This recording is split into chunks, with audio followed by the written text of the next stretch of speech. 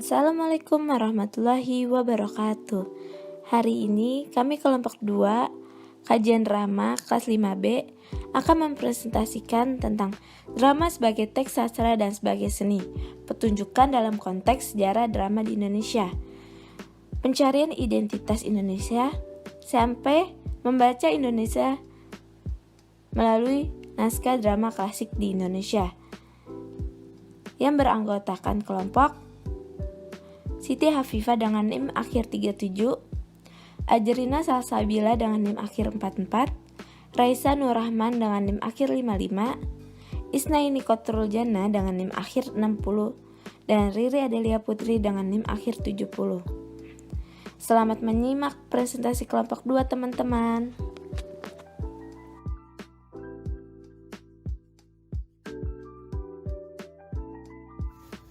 Pembahasan pertama, drama sebagai teks sastra. Sebagai genre sastra, secara umum dapat dikatakan drama mendekati atau bahkan dapat diidentikan dengan fiksi. Drama sebagai karya sastra sebenarnya bersifat sementara, karena naskah drama ditulis untuk dipentaskan. Akan tetapi, tidak semua naskah drama itu disusun untuk hanya dipentaskan. Ada beberapa naskah yang dapat dinikmati dengan membacanya. Menurut Dina Gasong, tahun 2019, pada halaman 111 menyatakan drama merupakan suatu karya seni yang bertujuan untuk dipertunjukkan di atas panggung, serta ditonton oleh masyarakat. Sebuah drama belum sempurna kalau belum dipentaskan atau dipertunjukkan, karena tujuan penulisan naskah drama adalah untuk dipertunjukkan kepada halayak. Sebagai sebuah teks sastra, drama merupakan suatu genre sastra yang mempunyai konveksi atau kaidah yang dikelompokkan ke dalam dua kelompok besar. Pertama, berhubungan dengan kaidah bentuk, yaitu adanya alur dan pengaluran, tokoh dan penokohan, latar, ruang dan waktu, dan pelengkapan. Yang kedua, berhubungan dengan kaidah stilistika, yaitu bahasa saria dialog yang digunakan sesuai dengan lingkungan sosial, watak yang diemban tokoh, serial amanat yang disampaikan melalui dialog-dialog yang dikemukakan. Struktur drama menurut Waruyo terdiri dari 8. Pertama, penokohan dan pewatakan. Kedua, plot atau kerangka cerita. Ketiga, ada dialog atau percakapan. Keempat, setting, landasan atau tempat kejadian. Kelima, tema atau nada dasar cerita. Keenam, amanat. Ketujuh, petunjuk teknis. Dan kedelapan, ada drama sebagai interpretasi kehidupan. Jika dipilih dalam struktur fisik dan struktur batin, struktur fisik berupa tokoh, alur, latar, dialog, dan teks samping. Sedangkan struktur batin adalah tema dan amanat. Perbedaan drama dengan karya sastra lainnya. Unsur terpenting yang membedakan drama dengan karya sastra lainnya adalah dialog. Tanpa adanya dialog, suatu karya sastra tidak dapat digolongkan sebagai naskah drama. Selain itu, penggambaran watak tokoh juga diperlukan sebagai deskripsi dari tindakan dan motivasi tokoh ketika berdialog dengan tokoh lainnya.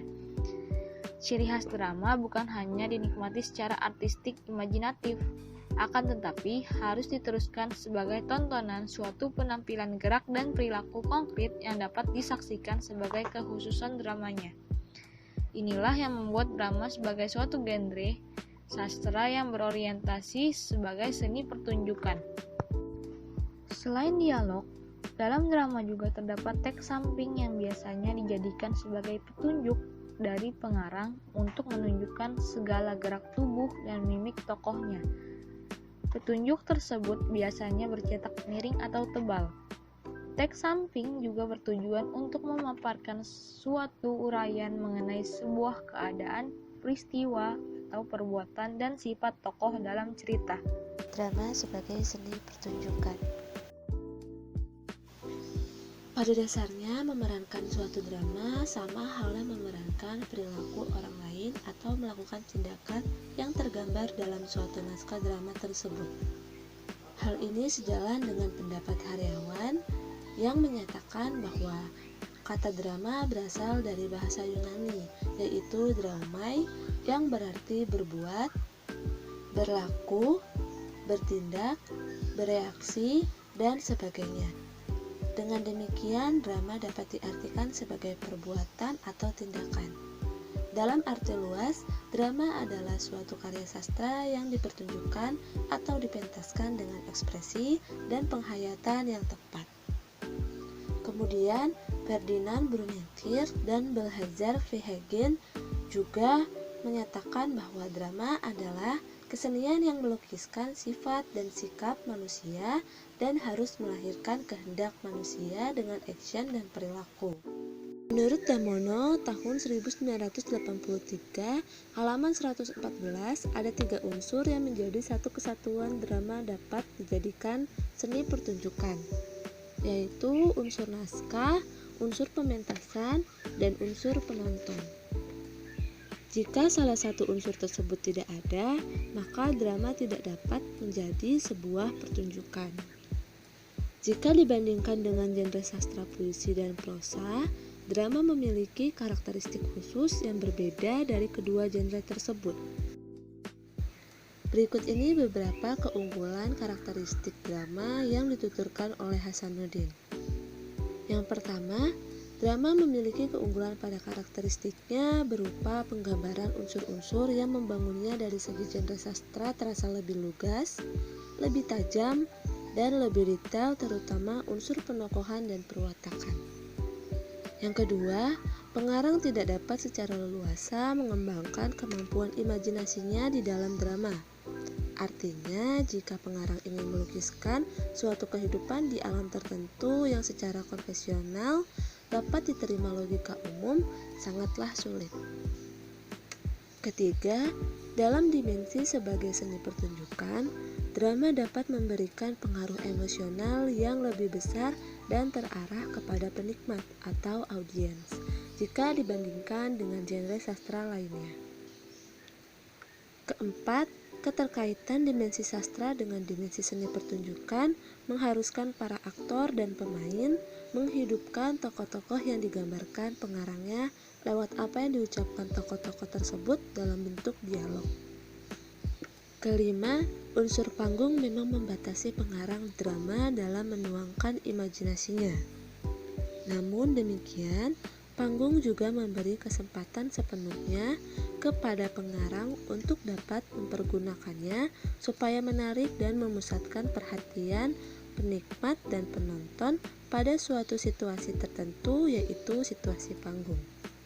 Keenam, bentuk yang khusus dari drama adalah keseluruhan peristiwa yang disampaikan melalui dialog. Yang ketujuh, konflik kemanusiaan syarat mutlak. Bentuk dialoglah yang menuntut adanya konflik tersebut di dalam drama. Selanjutnya yang kedelapan, meskipun drama tidak dapat dianggap sebagai genre sastra murni sebagaimana genre fiksi dan puisi, tetapi drama merupakan suatu karya sastra yang memiliki karakteristik tersendiri. Dan yang terakhir, sutradara, aktor, dan pendukung pementasan harus bisa menafsirkan dan berusaha setuntas mungkin untuk memvisualisasikan tuntutan teks drama. Baik, selanjutnya mengenai membaca dan mencari identitas Indonesia melalui naskah drama klasik Indonesia. Pada dasarnya, sebuah teks selalu merepresentasikan sebuah zaman, termasuk pada karya sastra yang dalam hal ini teks drama. Seperti yang dikemukakan oleh Foucault, bahwa semua teks muncul karena kondisi zamannya. Sastra tidak dapat lagi dipandang sebagai sesuatu yang keluar dari sejarah dan terapung di udara seperti sebuah entitas yang terasing dan terpisah. Sastra tidak lahir dari kekosongan dan tidak jatuh dari langit. Di Indonesia sendiri, pada awalnya, drama merupakan kegiatan untuk ritual keagamaan. Sebagai ritual keagamaan, bentuk awal drama Indonesia sangat erat kaitannya dengan kehidupan masyarakatnya. Sebuah drama, agar layak dikatakan sebagai drama nasional, harus memenuhi beberapa persyaratan. Di antaranya, yang pertama, harus mengungkapkan kesadaran dan aspirasi bangsa, seperti harapan dan impian. Yang kedua, harus memanfaatkan media yang dipahami oleh masyarakat Indonesia, seperti bahasa yang digunakan, yaitu bahasa Indonesia. Baik, akan dilanjut untuk yang terakhir ini tentang awal mula naskah drama klasik Indonesia. Dapat dilihat, yang pertama terdapat Bebasari yang ditulis oleh Rustam Effendi pada tahun 1926. Kemudian, terdapat Sanusi Pane dengan tulisannya berjudul Kertajaya dan Sandia Kalang Majapahit. Dan yang ketiga, terdapat Muhammad Yamin dengan tulisannya Ken Arok dan Ken Dedes. Dalam buku drama karya dalam dua dimensi, terdapat bahwa Bebasari menjadi karya naskah drama pertama yang ada di Indonesia. Secara teks dan jalan cerita, kita dapat melihat dalam naskah Bebasari ini sebuah alur yang mengisahkan dengan latar belakang kerajaan, yang mana tema seperti ini bisa dikatakan sebagai ciri-ciri dari naskah drama klasik Indonesia. Di samping ciri lainnya, yaitu terdapat tema-tema yang berisikan tentang kesaktian, dewi-dewi, dan lain sebagainya.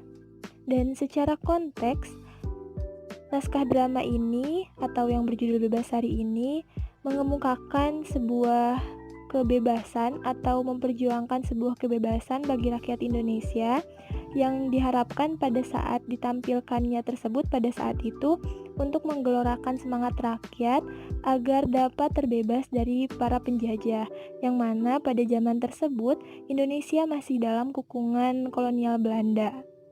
Sehingga dalam hal ini pula Rustam Effendi mencoba menggambarkan bagaimana kesewenang-wenangan para penjajah terhadap rakyat Indonesia. Sekian yang dapat kami sampaikan dari kelompok 2. Mohon maaf atas banyaknya kesalahan. Terima kasih. Wassalamualaikum warahmatullahi wabarakatuh.